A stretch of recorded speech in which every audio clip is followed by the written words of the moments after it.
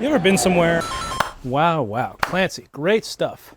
This was me, sleep-deprived in 90-degree heat after running from a hotel room trying to read a script that I memorized 30 seconds ago. On a regular day, I'd be scrambling. But here, I was way out of my element. I enjoy Pokemon. I watched the anime as a kid, I play Pokemon Go pretty regularly, and many of my friends are Poke fanatics. I heard that a few of them were driving down for the Pokemon North American International Championships, and I was so down to join. Partially to visit family, partially because the entry was cheap, and splitting the drive 4 ways made it super affordable. Hell, I could even write the script while driving. I had to go, especially since there were no downsides. Oh no.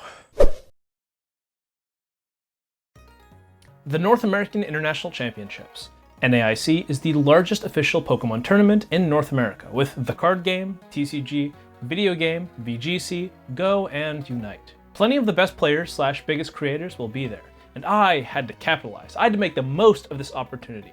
I had to talk fungus. 17 hours of arts and crafts later, I found the best way to do this in a simple poster that sought out to answer 2 questions. Which mushroom Pokemon is the most popular, and which was the most realistic? The former is an easy ask, for most. But the latter is a little less clear. While all of them draw from real-life inspirations, what makes one more realistic than another? In comes me, someone with way too much free time who can look through a variety of Poké sources and rank the 11 mushroom Pokemon from least to most realistic. When we made it to the Big Easy, I suited up not once, not twice, but thrice to seek out Pokemon players to answer my questions. So, off to find some Poképens. So I was huffing, puffing, sweaty, and had a board that said check out my fungus on it. While I was well equipped in knowledge and something to grab people's attention, it was difficult to build up the courage on the first day to ask people to be in my silly YouTube video. What if they're busy? What if my mic doesn't work? Ah, crap. Unironically, one of the best interviews of the whole weekend was the first one with VGC commentator Joe Brown. But as you may be able to tell, there's no audio. But fear not, I've recreated his voice using the most advanced technology available to us today. Hello, my name is Joe Brown Pokemon, and my favorite mushroom Pokemon is Breloom. Breloom, out of the 11 fungi Pokemon, was the favorite by far. Definitely Breloom. Definitely Breloom. Team Breloom myself. Breloom's my homeboy fungus. Sometimes I didn't even need to ask. Breloom, a Gen 3 Wonder Kid, false swipe spore user, charming son of a gun, amongst other things. Breloom at first glance isn't very mushroom-like. It sort of looks more like a kangaroo or a dinosaur. It's definitely the most anthropomorphized. It's got the general mushroomy agaric-shaped head, as well as structures on its tail. The Dex calls these seeds, which are made up of toxic spores. Given the word seeds here, I've seen the comparison to yew trees, but if we stick to the fungal side, these remind me of sclerotia or tubers. Both can be round and contain spores, but tubers are reproductive structures, whereas sclerotia are survival structures. Tubers are meant to be eaten to spread spores wide and far, but sclerotia intentionally have poisons in them to deter predation. Unfortunately, despite my love for the fungal fighter, Breloom gets bronze.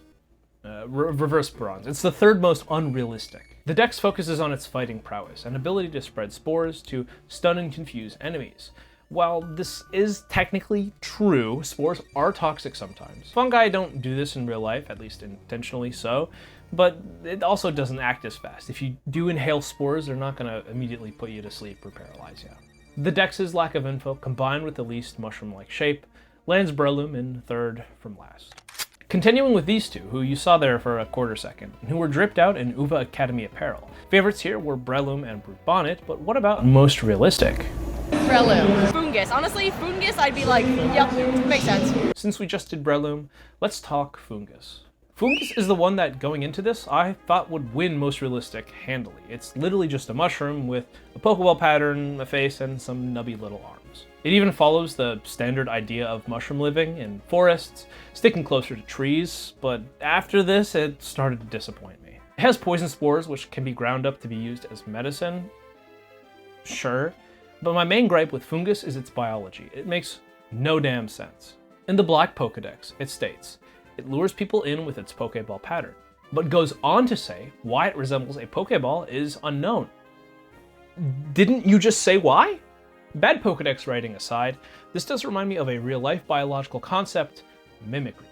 Now, you might think of two main types: a prey animal mimicking something dangerous, known as Batesian mimicry, or a predator animal pretending to be something less dangerous to get closer to prey and secure a kill, aggressive mimicry. You would think fungus does this to lure people in to spore them, thus spreading and reproducing. This is called reproductive mimicry. But fungus doesn't do this. These are poison spores. It's a defense mechanism. Fungus is luring people in with its pattern and then repelling them with toxic spores once they get close. This encapsulates a biological concept known as being a prick. The one thing that fungus does to curry back some favor is the Dex theory that the inventor of the Pokeball liked fungus and thus designed the Pokeball after it.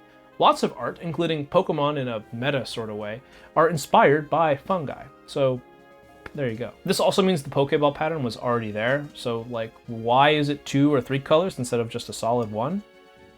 The bipolar fungus drops to 5th place, a still respectable spot. Now's a good time to say that design was not the sole factor for determining realism. Obviously, none of these mushrooms are real, and if we just went off color and shape, boom, here's the rankings. Mushrooms don't hatch from eggs, have faces, or the ability to walk. What I asked was, what's the most realistic? Something that you might see in real life and go, yeah, okay, sure. At this point, I had talked to a whopping 4 people. Most were playing their competitive matches. Again, this is one of the biggest tournaments of the year. Even so, I felt strange walking up to some of them, asking them my silly fungus questions. They're probably busy prepping strategies, talking teams with friends, or crying in the corner because they missed 4 Draco Meteors. So instead of random strangers, I resorted to people who I actually know. 2025 Atlanta Regional winner Daniel Yu, and 2nd place finisher Joey Woodring, who I drove down with. They ran nearly the exact same team in Atlanta, which used Root Bonnet, the newest of the fungal Pokemon. Unsurprisingly, Daniel's favorite mushroom Pokemon was... It's gonna be Root Bonnet. Whereas Joey's was the VGC staple. I like a Moongus more. I'll go with the Moongus. But I sought out the more important question. What is the most realistic? I'm gonna say Shroomish. Shroomish, staying at the top, doing well in both categories of favorite Probably Shroomish. Probably Shroomish. and most realistic. Probably like Shroomish, maybe? Wait, no, Shroomish. Shroomish, most realistic? Shroomish. Cute. Maybe a little evil and mischievous if you... Shroomish was a strong contender for number 1. While it doesn't resemble a mushroom per se, it does resemble an earth star. Earth stars are the common name for fungi in Geostrales. Literally in Latin, Gea, earth, and stra, star. They start off looking like puffballs, but furl out into, you guessed it, a star shape. This center part then acts very similarly to a puffball, with a hole on top, ostial, which spores come out of. The split in colors between here and here is actually not too crazy. Mostly it's 2 shades of brown, but green and tan isn't so far-fetched. The shiny form is closer to real life with its orange, but it's just a shade off, unfortunately. There are 2 problems, however. The green dots here will chalk it up to a design choice, and that the Pokédex is very vague with its description. Not a lot is said. It enjoys wooded areas, and enjoys damp conditions where there's plenty of leaf litter to eat, and as a continuing Pokemon mushroom thing, the spores are toxic. If there was more detail or something, anything, I would bump Shroomish up. But even with these flaws, Shroomish gets to the podium at a very respectable 3rd place. Back to Joey, who differed again from Daniel, saying instead that the most realistic... I would guess like these 2 because I know like the parasitic mushrooms exist in real life. Like when they parasites on bugs. While Breloom was the fan favorite, Paris and Parasect were the fan most realistic.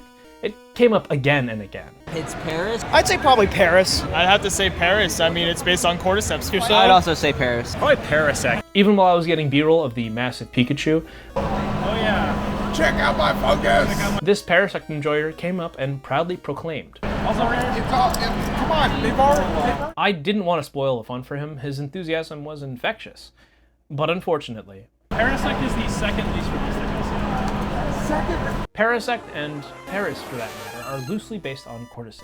The true form of the Pokemon is the fungus, not the insect on which it resides. As the Ultramoon Pokédex entry for Paris states, even if the bug bugs the mushrooms, they tell it to bug off. Bars. The Dex labels these mushrooms as Tochukasu, the Japanese name for a specific species of fungus, Ophiocordyceps sinensis. This is on the same tier in terms of price as truffles, if not even higher. It fetched upwards of $70,000 a kilogram at one point in history, given its perceived health benefits and relative scarcity.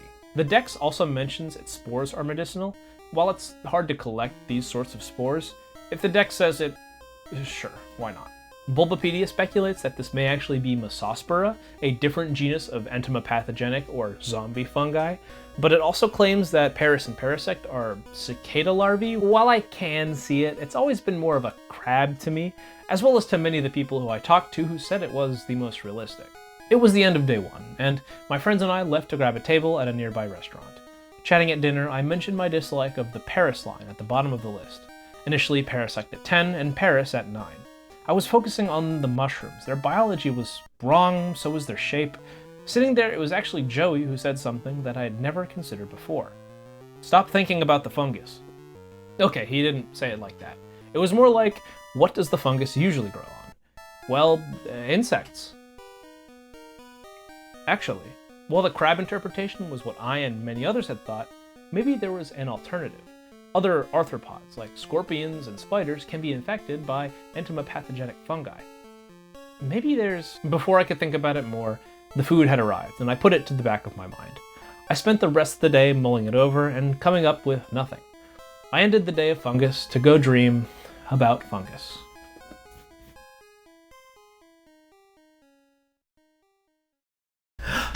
It's Dwebble. I found the answer, or at the very least a headcanon. Dwebble and Paris are the same Pokemon, or very related species. They just have different expressions of fungal endosymbiosis, which is why one is taken over and the other is a regular bug Pokemon.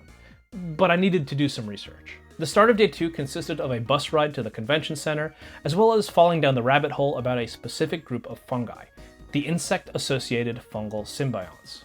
I'll keep it simple because there are thousands of fungi which fall into this category. There were two that jumped out to me though. Ambrosia fungi and beetle hangers. Ambrosia fungi act as a sort of stomach for ambrosia beetles, digesting components of wood which the beetles couldn't on their own. The fungus is able to get nutrients and reproduce, whereas the beetle gets extra nutrients. It's a mutually beneficial relationship.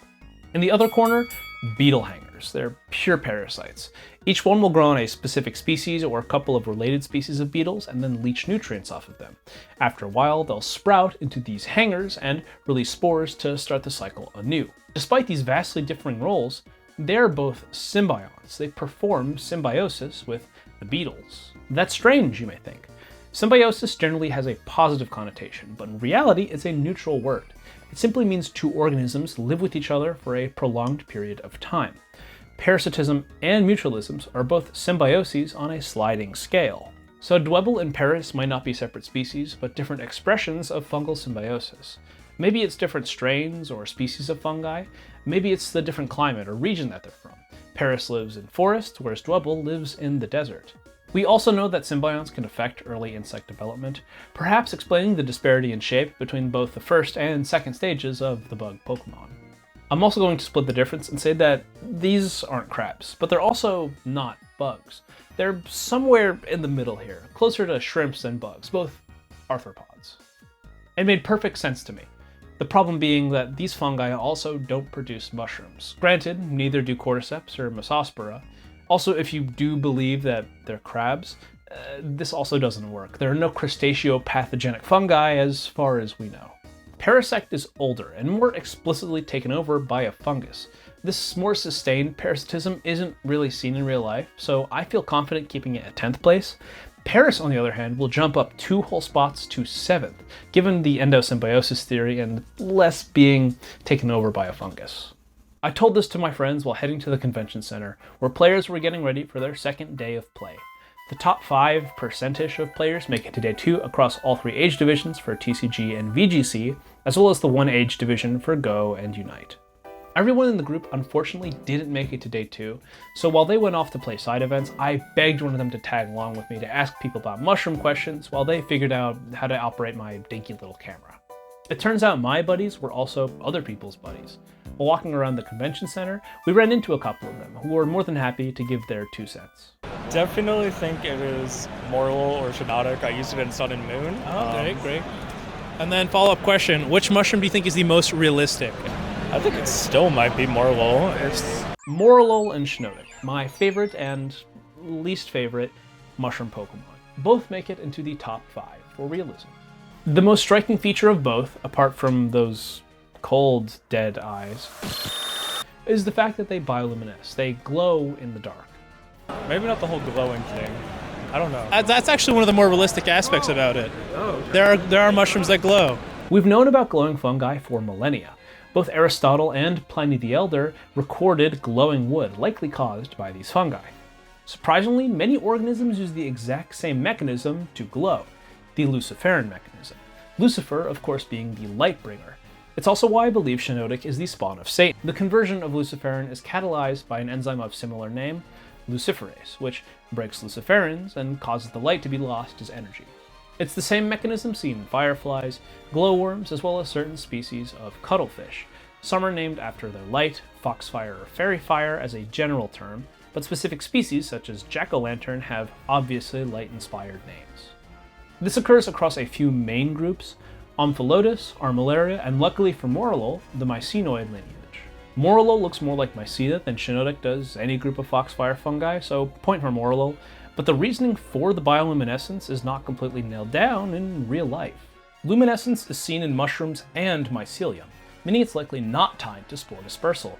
All of these fungi are white rot fungi, though many others can do the same thing without light. The prevailing hypothesis is that this luminescence is a byproduct benefit of a secondary metabolite meant to defend against damage from reactive oxygen species / oxidative damage. In Pokemon, however, the lights are a different color, depending on what you play. Maybe they're blue or yellow or pink, but they are used for a specific purpose: hypnotism. For Morillol, they scatter flickering spores that put enemies to sleep, and for Shinotic, its flickering spores lure in prey and put them to sleep. This is much more like cuttlefish, which hold fantastic control over their chromatographic abilities, and can somewhat stun prey by performing this hypnotic pattern display. The fact that I have to bring up a mollusk should tip you off to the fact that this isn't seen in the kingdom of fungi. The key difference between the two Alolan fungi are their activity. Morillol is sedentary, leeching off of trees, staying in dark areas, and even being eaten by other Pokemon. The subsequent quick fruiting might actually be a characteristic of Mycena given their small stature. Shinotic, on the other hand, is an active hunter. They fight Parasect, lure people into the forest using their hypnotic powers to siphon off their vitality. There aren't mushrooms which actively hunt, but Shinotic has one thing that no other fungus does: pants. These resemble a vulva or egg and protect a young mushroom before it can release its spores. Despite the pantaloons, Shinotic will only make its way to 4th place, whereas Morillol, with its bioluminescence, realistic shape, similar cousins in real life, and sedentary lifestyle, will make it all the way up to the number 2 spot. I asked every person I spoke to their favorite mushroom Pokemon, as well as what Pokemon they think is the most realistic. But I often got more than what I bargained for. This one would be the most edible one. Most edible. I think I have this guy growing in my backyard. Should I open it or should I keep it sealed? Oh, mushroom, yay! But for my money, this was the most declaratory. This Toadschool right here, I hate Toadschool. So while I disagree with what Toadschool might do in its free time, I actually don't have to go too far to figure out what mushroom this is based off of, since it, as well as Toadschool, are called the wood ear Pokemon. Wood ear refers to one main species of fungus, Auricularia auricula judae. It's delicious, and it keeps its texture throughout cooking. In Toadschool's Dex entry, it actually mentions that the folds along the rim of its head are a popular delicacy. It also mentions they gather into groups and form colonies, and if you've ever seen wood ear mushrooms in the wild, they will grow in crazy high amounts off of a single stick or dead limb. They are a convergent evolution, meaning they share many of their traits with Gen 1's Tentacruel. The Japanese name for Toadscruel, Rikukurage, sounds a lot similar to Kikurage, the Japanese name for wood ear that roughly translates to tree jellyfish. The Dex says that Toadscruel surrounds its prey with its tentacles to eat them, but this is not how fungi do. The closest corollary I could think of to Toadscruel is the nematode defenses of certain fungi. Some species of oyster mushroom in the genus Pleurotus secrete a chemical defense against nematodes. Drops of neurotoxin are produced at the end of a hyphal strand when nematodes are detected. If a nematode touches one of these droplets, it will die within 30 seconds, leaving it open to be eaten by the fungus. This is much more subtle than the predation style of Toadscruel, plus this is pretty explicitly poison, whereas Toadscruel is a grass ground type. The red orangish dots up here kind of remind me of guttation, but that's not seen in jelly fungi, especially not Auricularia.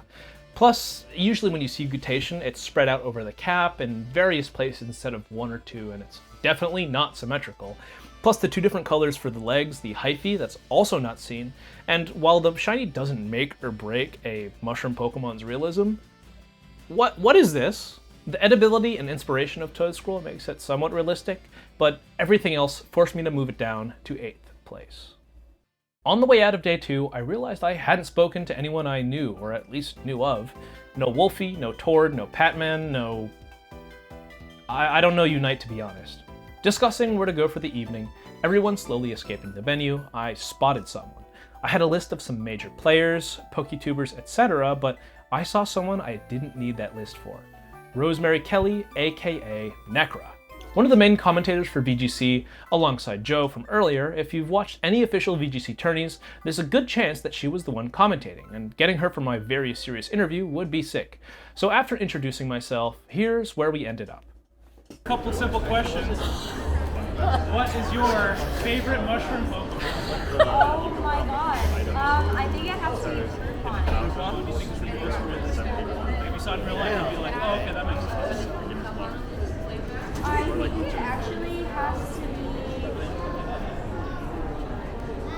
Fungus? because he's cute little. We already did Fungus, so let's stick with Brute Bonnet, the past Paradox version of Amoonguss. Nothing too crazy to cover here.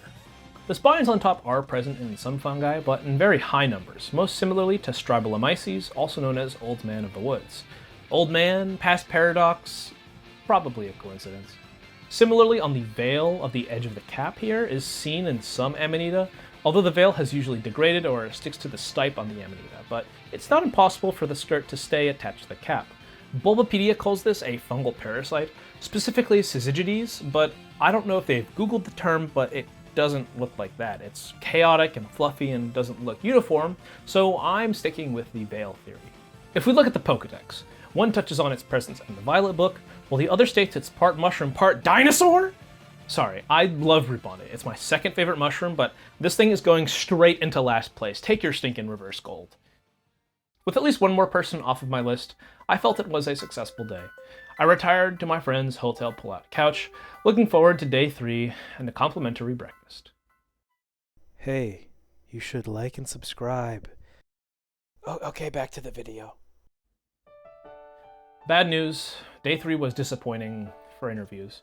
It was finals day and only about 30 people were playing out of many thousands. Many players decide to leave on day 2 or explore the city rather than watch Pokemon for 10 hours. Most of the battles not even being the game they play. Walking around and finding people on the list was not gonna work. Plus, I was out of formal mushroom attire. My credibility was out the window. I tried to claw some of it back by handing out mushroom Pokemon cards, but alas, the last 2 on the list never got their time in the limelight. Toedscruel, the unlucky fella. Nobody mentioned him for most realistic, and only one person on day 1 named it as their favorite. It's a weird one. It has the same flaps that Toedscruel does, but without the glutation and no discolored legs. It also is stated to be able to run at 30 miles an hour, which is quite fast. It has the same problem that Shroomish has. While it might be more realistic than others, there's not nearly enough information to make a good guess. So for the meantime, we'll place it right in the middle at 6th place. It might gain more or less ranking depending on future generations, but for now, that's where it lies. Aside from all the stuff I recorded, there were plenty of people I spoke to off camera, so while a few people did mention it, I didn't get it on video.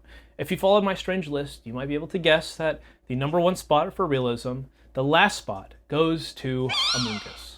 Amoonguss, like Fungus, shares the standard mushroom-shaped cap. If you say these 2 smaller arms aren't realistic, boom, checkmate. Amoonguss also has the mimicry aspect that Fungus does, but it actually is reproductive mimicry. In the Sword Pokedex, it states, this Pokemon puffs poisonous spores at its foes. If the spores aren't washed off quickly, they'll grow into mushrooms wherever they land. Plus, they try rather unsuccessfully to apparently trick Pokemon and trainers alike. The word very few makes me think that it works sometimes, and just because it's bad mimicry doesn't mean it's not mimicry. I have only one gripe with Amoonguss, that is the Pokeball pattern. You don't see anything in nature where a fungus will have one side one color and one side another. This lighter spot in the middle could be argued, but again, with this whole pattern, no way. Without getting too deep into fungal genetics, you can find 2 strains or even 2 separate species in a single cell, though this ends in recombination much more often than a chimera. This weird mutant or chimera would then never form into a mushroom. This is purely hypothetical, if even that. And with the gold to Amoonguss, that's about all I have.